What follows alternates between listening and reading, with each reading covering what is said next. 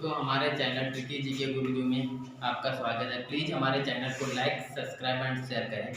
आज दोस्तों हम पढ़ते हैं जीव विज्ञान। जीव विज्ञान में हमारा टॉपिक क्या है? रक्त। रक्त अंग्रेजी में से ब्लड कहते हैं। रक्त का रंग बेटा कैसा होता है? लाल होता है। रक्त की डिफिनेशन जानते हैं? रक्त क्या होता है? रक्त क्या होता है? एक तरल संयोजी ऊतक होता है। रक्त क्या होता है? एक तरल संयोजी ऊतक होता है जो मानव शरीर में कुल 5 से 6 लीटर, कितने लीटर पाया जाता है? 5 से 6 लीटर। स्वस्थ शरीर में रक्त कितने? 5 से 6 लीटर, जिसमें व्यक्ति रक्तदान कितने % कर सकता है? कुल रक्त का 10% रक्तदान कर सकता है। अब जानिए आगे, रक्त का पीएच मान कितना होता है? रक्त का पीएच मान कितना होता है? 7.4। अब एग्जाम में जो पूछा जाता है, रक्त अम्लीय होता है क्षारीय होता है? आओ इसको जानते हैं। यदि 7 होगा ना वो अम्लीय होगा ना क्षारीय होगा। जिसका पीएच मान 7 होगा ना वो अम्लीय होगा ना क्षारीय होगा। यदि 7 से कम पीएच मान होगा, जैसे 6.4, ये अम्लीय होता है। 7.4 ये 7 से ऊपर होगा तो ये बेटा क्या होगा? क्षारीय। क्या होगा? क्षारीय। इससे रक्त का पीएच मान कितना होगा? 7.4। इसलिए रक्त क्या हो जाएगा आपका? क्षारीय होगा। क्या होगा? क्षारीय होगा। आगे जानते हैं इंपॉर्टेंट पॉइंट। रक्त क्या होता है? किससे मिलकर बना होता है? रक्त प्लाज्मा और रक्त कोशिकाओं से मिलकर बना होता है। रक्त किससे मिलकर बना होता है? प्लाज्मा और रक्त कोशिकाओं से मिलकर बना होता है। अब रक्त में जानते हैं क्या होता है? प्लाज्मा कितने % होता है? चलो जानते हैं। देखिए, ब्लड में प्लाज्मा कितने % होता है? ब्लड में प्लाज्मा जो होता है आपका 55 से 60% पाया जाता है। 55 से 60%। अन्य पदार्थ कितने % होते हैं? 40% होते हैं। अन्य पदार्थ में क्या आता है? आरबीसी। आपकी आरबीसी क्या होती है? Red blood corpuscle. और क्या होते हैं? डब्ल्यूबीसी। और अन्य पदार्थ और अन्य मतलब प्लेटलेट्स। अब प्लाज्मा कितने % होता है हमारी बॉडी में? 55 से 60% होता है प्लाज्मा होता है। प्लाज्मा किन पदार्थों से मिलकर बना होता है? प्लाज्मा क्या होता है? पानी और अन्य पदार्थों का मिश्रण होता है। प्लाज्मा में क्या होता है? 90% जल होता है। प्लाज्मा में 90% जल होता है। एग्जाम में काफी बार पूछा गया है प्लाज्मा में जल का प्रतिशत कितना होता है? 90% होता है। और बाकी क्या होते हैं? अन्य पदार्थ होते हैं। बाकी क्या होते हैं? अन्य पदार्थ होते हैं। प्लाज्मा में क्या होता है? ये क्वेश्चन पूछा जाता है। प्लाज्मा में जल का प्रतिशत कितना है? वाटर कितने % पाया जाता है? 90%। अन्य पदार्थ कितने %? 10%। और अन्य पदार्थों में क्या होते हैं? प्रोटीन होती है, यूरिया और फास्फेट होते हैं। प्रोटीन, यूरिया और फास्फेट होते हैं और बाइकार्बोनेट। अब जानते हैं इंपॉर्टेंट पॉइंट प्लाज्मा के। प्लाज्मा का कार्य क्या होता है? प्लाज्मा का कार्य क्या होता है? प्लाज्मा में एक प्रोटीन पाई जाती है जिसका नाम है फाइब्रिनोजेन। यह प्रोटीन है जो रक्त में थक्का जमने में मदद करता है। जो रक्त में थक्का जमने में मदद करता है। जब रक्त स्राव हो जाता है तो यही प्रोटीन क्या करता है? रक्त को जमने में मदद करता है। और प्लाज्मा का दूसरा जो इम्पोर्टेंट कार्य है, ये पूछा जाता है प्लाज्मा का अन्य कार्य क्या है? प्लाज्मा क्या होता है? ताप को नियंत्रित करता है। मानव शरीर के ताप को नियंत्रित करता है। अगर जैसे घाव हो जाते हैं मानव शरीर में तो घावों को भरने में मदद करता है। घावों को भरने में मदद करता है। कि प्लाज्मा के बारे में बता चुके हैं कि रक्त में प्लाज्मा 50 से 60% पाया जाता है। अन्य क्या पाए जाते हैं? 40% रक्त कोशिकाएं पाई जाती है। 40% क्या पाई जाती है? रक्त कोशिकाएं। रक्त कोशिकाओं में क्या होता है? आरबीसी का फुल फॉर्म क्या होता है? रेड ब्लड कार्पोसेल, जिसे हिंदी में क्या कहते हैं? लाल रक्त कोशिकाएं या कणिकाएं। अगला क्या है हमारा? इसमें रक्त कोशिकाओं में पाया किया जाता है डब्ल्यूबीसी, श्वेत रक्त कणिकाएं। और क्या? प्लेटलेट्स। और क्या पाई जाती हैं? प्लेटलेट्स। अब देखिए, रक्त कोशिकाओं में आरबीसी सबसे अधिक मात्रा में। आरबीसी क्या होती है? रक्त कोशिकाओं में सबसे अधिक मात्रा में पाई जाती है। उसके बाद क्या पाया जाता है, प्लेटलेट्स। क्या पाया जाता है, प्लेटलेट्स। और सबसे कम मात्रा में क्या पाया जाता है, WBC, जिसे श्वेत रक्त कणिकाएं कहते हैं। अब इसको हम चित्र के माध्यम से समझते हैं। ये आपका ब्लड है। ब्लड में प्लाज्मा कितने परसेंट पाया जाता है, 55 से 60%। 55 से 60%।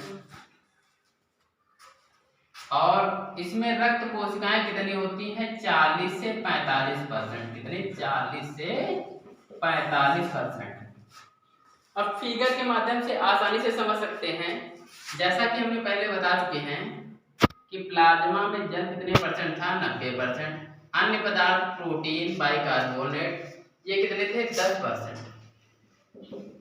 अब रक्त कोशिकाओं में देखते हैं। रक्त कोशिकाओं में RBC पाई जाती है। क्या पाई जाती है, RBC। उसके बाद WBC, उसके बाद प्लेटलेट्स। तो सबसे जो अधिक मात्रा में रक्त कोशिकाओं में RBC पाई जाती है। क्या पाई जाती है, RBC। उसके बाद प्लेटलेट्स, उसके बाद WBC। आइए इसको समझते हैं। अब RBC क्या होते हैं। अब ये एग्जाम में काफी बार पूछा जा चुका है। RBC का फुल फॉर्म बेटा होता है रेड ब्लड कार्पोसेल, लाल रक्त कणिकाएं। ये रक्त में कितने परसेंट पाई जाती है, ये रक्त में 90% पाई जाती है। ये रक्त में कितने परसेंट पाई जाती है, 90% पाई जाती है। अब RBC का जो जीवन काल होता है कितने दिन का होता है, 80 से 120 दिन। 80 से 120 दिन RBC का जीवन काल होता है। अब RBC का निर्माण कहाँ पर होता है, शरीर के किस भाग में RBC का निर्माण होता है। RBC का निर्माण शरीर के बोन मैरो, मतलब निर्माण कहाँ से होता है, शरीर के किस भाग से होता है RBC का निर्माण, बोन मैरो, जिसे अस्थि मज्जा कहते हैं, अस्थि मज्जा में होता है। जो RBC की मृत्यु कहाँ पर होती है, RBC की मृत्यु प्लीहा, जिसे इंग्लिश में स्प्लीन कहते हैं। इसीलिए एक क्वेश्चन जो कंपटीशन प्रतियोगी परीक्षाओं में पूछा जाता है, RBC का कब्रिस्तान किसे कहते हैं, प्लीहा को RBC का कब्रिस्तान कहते हैं। अब जानते हैं दोस्तों RBC के कार्य। RBC के कार्य क्या होते हैं, देखिए बिल्कुल इंपॉर्टेंट क्वेश्चन है, बिल्कुल समझना ध्यान पूर्वक।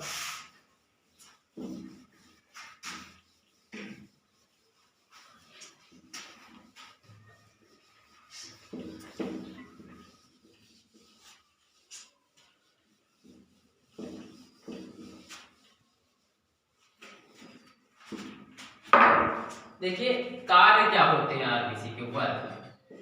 RBC का जो पहला कार्य होता है ऑक्सीजन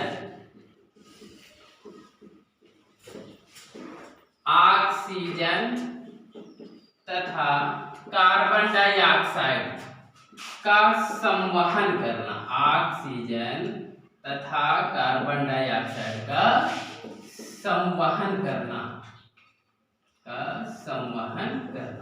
ये मुख्य कार्य है। RBC का मुख्य कार्य क्या है, ऑक्सीजन तथा कार्बन डाइऑक्साइड का संवहन करना। अब देखिए बिल्कुल इंपॉर्टेंट पॉइंट है जो एग्जाम में पूछा जाता है। RBC में एक पदार्थ पाया जाता है, एक प्रोटीन पाई जाती है जिसका नाम हीमोग्लोबिन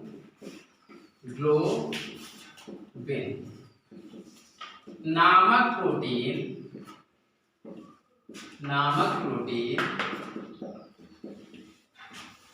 RBC में पाई जाती है। RBC में पाई जाती है,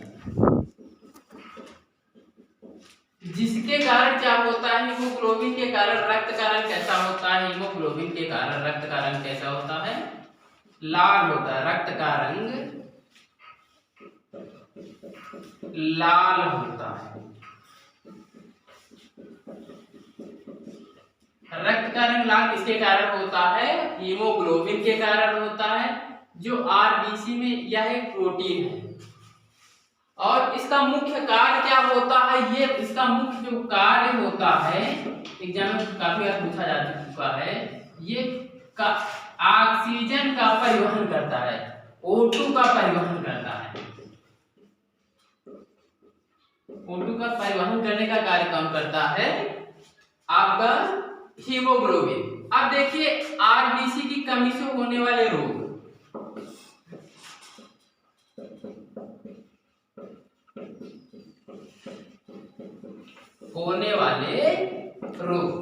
ये एग्जाम में काफी बार पूछा जा चुका है। आरबीसी की कमी से होने वाले रोग जो है, पहला रोग हमारा है एनीमिया।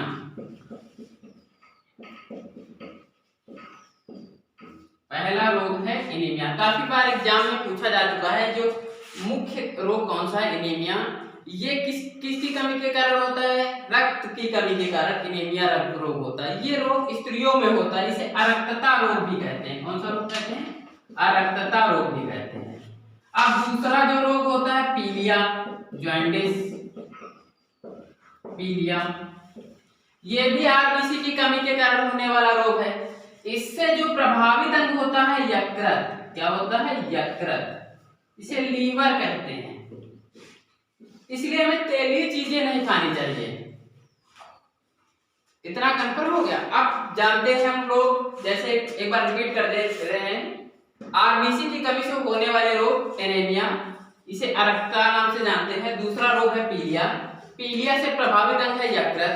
अब दोस्तों हम पढ़ते हैं डब्ल्यूबीसी। अब डब्ल्यूबीसी क्या होती है? डब्ल्यूबीसी का जो फुल फॉर्म होता है व्हाइट ब्लड कार्पोसेल, मतलब श्वेत रक्त कणिकाएं। ये शरीर में सबसे, मानव रक्त में सबसे कम मात्रा में डब्ल्यूबीसी पाई जाती हैं। देखिए डब्ल्यूबीसी, श्वेत रक्त कणिकाएं, श्वेत रक्त कणिकाएं, ये मानव शरीर में क्या होती है? सबसे कम मात्रा में पाई जाती है। सबसे कम मात्रा में, सबसे कम मात्रा में पाई जाती है। अब देखिए बिल्कुल इंपॉर्टेंट पॉइंट इसमें है कि डब्ल्यूबीसी का जो निर्माण होता है, ये एग्जाम में काफी बार पूछा जा चुका है। डब्ल्यूबीसी का जो निर्माण होता है शरीर के किस भाग में होता है? डब्ल्यूबीसी का जो निर्माण होता है शरीर के अस्थिमज्जा, अस्थिमज्जा, जिसे बोन मैरो कहते हैं, बोन मैरो में होता है। अब एक क्वेश्चन जो पूछा जाता है, डब्ल्यूबीसी का निर्माण कहाँ होता है? शरीर के किस भाग में होता है? अस्थिमज्जा में होता है। और इसका जीवन, डब्ल्यूबीसी का जीवन काल कितने दिन का होता है? जीवन काल 2 से 4 दिन, 2 से 4 दिन। अब देखिए इसमें पूछा जाता है आरबीसी की मृत्यु कहां पर होती है? तो आरबीसी की मृत्यु के रक्त में ही समाप्त हो जाती है, रक्त में ही समाप्त हो जाती है।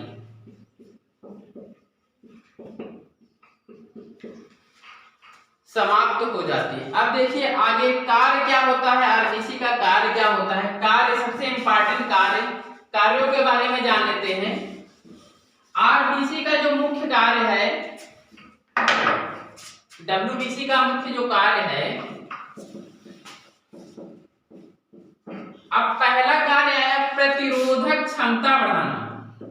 प्रतिरोधक क्षमता, प्रतिरोधक क्षमता क्या होती है? जैसे ये आपका वायरस जो आया था, कोरोना वायरस, जिनकी प्रतिरोधक क्षमता अधिक थी, उनके जल्दी से वो संक्रमण में नहीं आते थे। जिनकी प्रतिरोधक क्षमता कम होती थी वो संक्रमण में आ जाते थे। अब देखिए, और दूसरा प्रतिरोधक क्षमता को बढ़ाना, डब्ल्यूबीसी का दूसरा जो कार्य है रोगाणुओं से लड़ने में मदद करना। रोगाणु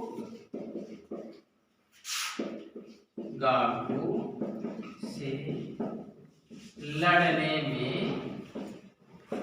मदद करना, मदद करना। अब तीसरा जो इंपॉर्टेंट कार्य है क्या? घावों को भरने में, घावों को भरने में मदद करना, मदद करना। अब देखिए WBC दो प्रकार की होती है, एक आपका लिम्फोसाइट, दूसरा क्या है मोनोसाइट।